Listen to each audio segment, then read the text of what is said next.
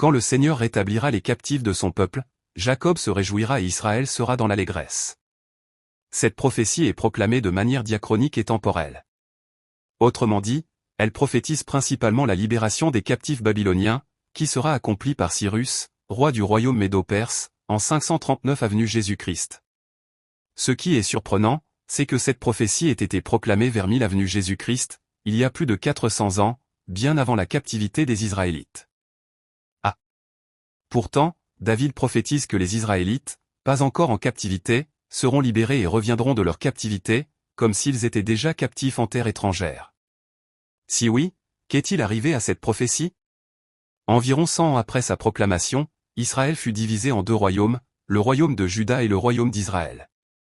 Après cela, le royaume d'Israël fut détruit par la Syrie en 722 avenue Jésus-Christ, et le royaume de Juda fut détruit après 3 invasions babyloniennes en 605, 597 et 586 avenue Jésus-Christ.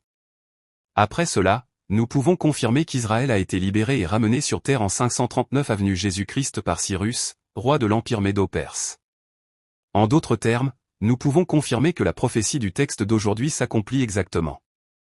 Cependant, l'accomplissement ultime de cette parole n'a été confirmé qu'environ 1000 ans après sa proclamation. C'est-à-dire que nous pouvons confirmer qu'elle a été accomplie il y a exactement 2000 ans par le Messie, Jésus. Lorsque le moment est venu, nous voyons Dieu, comme prophétisé dans l'Ancien Testament, envoyer son Fils unique sur cette terre, verser son sang sur la croix et mourir. Cela a libéré son peuple, captif de Satan, et l'a ramené à lui. Cependant, l'accomplissement complet et parfait de cette prophétie aura lieu lors de la seconde venue, lorsque notre Seigneur Jésus reviendra sur terre.